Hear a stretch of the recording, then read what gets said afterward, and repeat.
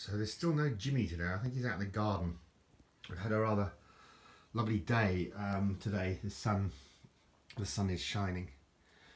So I can show you my older dog in the picture form, which is this little fellow.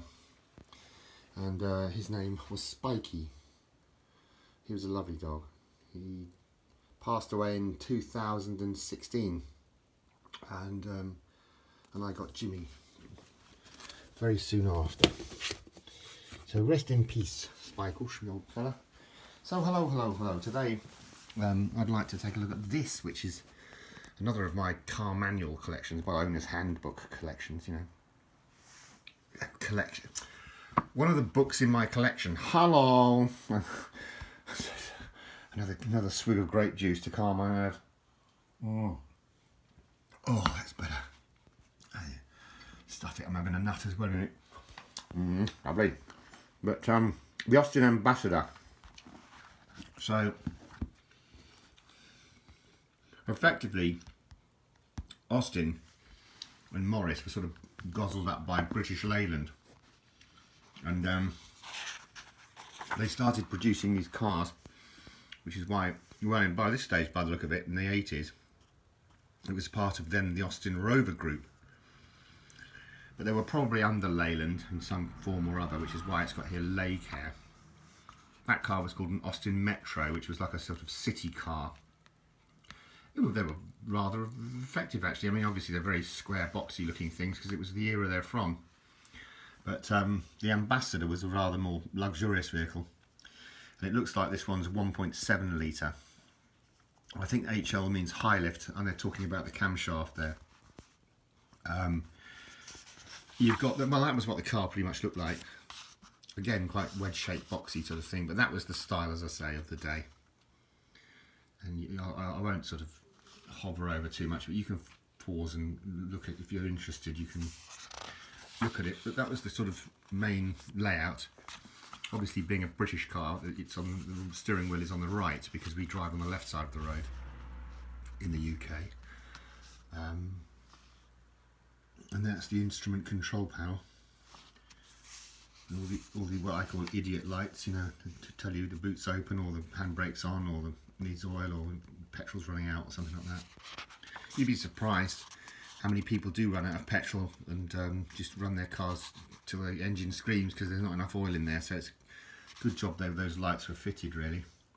And of course, it's in the day where keys were used. Nowadays, everything's remote, isn't it? If there even is a key, you know, most of the cars I see today have a sort of a credit card type access thing, and that would have been quite new in the day, you know, to adjust your mirrors manually from the inside of the car. Seat adjustment, probably quite a good load carrier actually, although the spare wheel takes up excuse me, it's an excuse, it's that nut. Well, at least I get another swig of grape juice anyway. If I had another nut, I'd probably have to empty the glass. So it looks like you could lower the back seat and make even more space. There's obviously seat belts and what have you. It's interesting because in the UK, seat belts come from the sidewall, whereas in the States, I remember the seat belts come from the floor and then attached to the door, which I think is a better system. It's certainly safer, and also, if you God forbid ever did have an accident, sometimes you can't get out when the seatbelt's strapped here because the tension is so tight. I remember a fireman telling me that the fire brigade have special tools to cut webbing seatbelts so they can release people that have been in serious accidents. And I've seen a few serious accidents, unfortunately, in my time. And a seatbelt cutter would have been a very useful thing to have. Headlamp dip. And flash. Obviously, these switch gears are sort of multifunctional. You dip your headlights, you know, you tap the end of it, and the horn blows. That was very popular in the UK. We didn't actually have a centre horn in the steering wheel like most countries do. We had a sort of thing on the side. I remember when my dad first had a car. I think it was a Volvo or something like that. Whenever he needed to sound the horn, he would always hit the centre of the wheel because he was used to doing that. And there was nada, you know, because of course the horn was on the on the stalk. Oh well, He eventually got used to it, bless him. Lights, well, I remember these rear wiper, fog lamp, hazard light, you know, all these sorts of things. Screen wash, front fog light, heated rear window. Yeah, nice one. Sweet. And cigarette lighter. Of course, you have to remember these things were quite uncommon in cars of that era. 4-speed gearbox. Nowadays, is there 8-speed? I mean, I certainly know there's 6. Maybe there's 8. Obviously, automatic. Handbrake function. This is the choke. It was called the choke. In the old days, before fuel injection, you had carburation. So you would have to give the carburetor a rich mixture to start the engine from cold. So you'd pull out the choke, and it would kind of shut a butterfly over the choke, so it would make the fuel very intensely rich. Very little air getting in there. So as the engine got warmer, obviously it would run lumpier. So you then release the choke, you then push the choke. It was cable operated. It used to push the choke back in, and of course then the engine's warmed up enough to run normally with air and fuel mixture into the carburation. And obviously that would be the ignition key. And that would be your bonnet catch release. So you pull there. I mean, in the early days, the bonnet release catches were external, but of course, quite not a good idea, because they have thieves able to access your engine and steal everything out of it. Distributor caps, cables, things like that. When things that aren't screwed down get stolen, don't they? And well, you know, in this day and age, in the 80s, they had the internal opening, and then you'd have to fiddle under your hand in case of you see, there were situations where people would release this catch by mistake. You know, you could be driving along and pull it and think you're doing something else, and then of course the bonnet would just fly up and smash the windscreen. So to get around that, they had this safety catch here, so the bonnet was released, but then you had to to open it, you had to use this catch. I'm probably teaching Granny how to suck eggs here, but I don't know, because I've done modern cars, it's all automatic, isn't it? You clap, it's a clapper, isn't it? You clap and the bonnet opens. Clap it up. I had the clap once. No, I'm joking, I never had the clap. I got a round of applause, let's put it that way. So there we go. Digital clock, that's quite interesting, isn't it? That's interesting that digitals are already coming in to an 80s car. I don't know what that is. Sort of spider, some demised spider is in there. Heating controls, very familiar with those. That sort of switch gear went up well into the 90s. So here are the lumps, as I call them, the engines. So that's the 1.7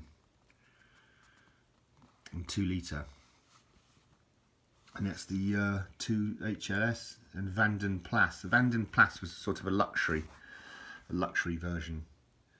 So if anybody's interested in engines, I'll just hold that there for a bit so you can pause and have a look. Cleaning, do's and don'ts, parts, care, and then you've got lubricants and what have you.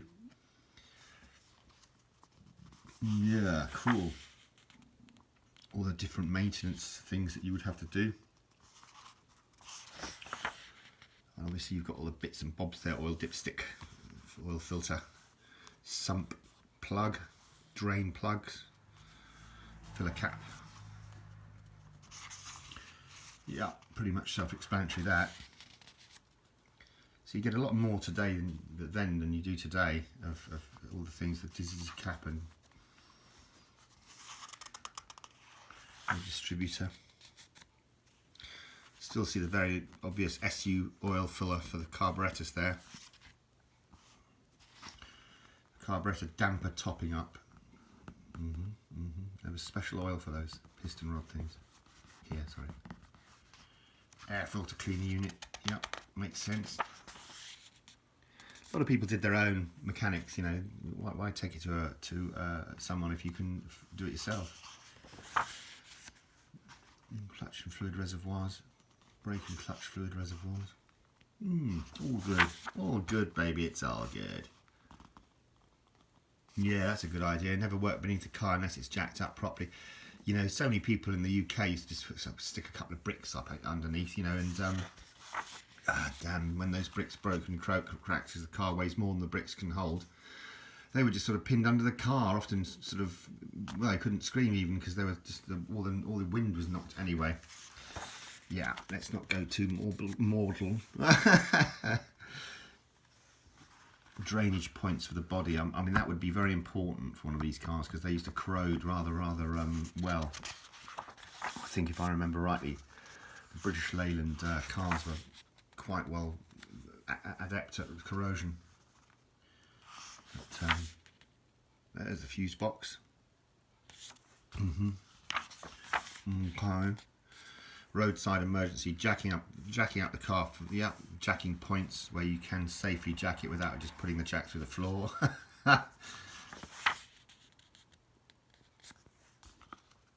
Yeah, all good. So this is rocking on, isn't it? So I'll go to the end. Answer, yes. Question, are all the parts shown in this handbook available from Unipart stockists? Okay, yes they are. I remember Unipart, they're probably still going actually, for all I know. Although I get most of my car parts from China nowadays, or some places far off, places like that. It's cheaper.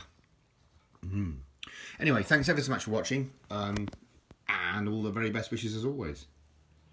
Have a peanut. Look, have a peanut. Go and help yourself. Cheers.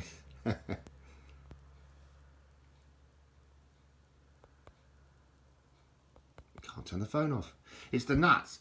It's always the nuts that cause it. It's the nuts that stop it off. I'll have to crash out of it. What a nasson.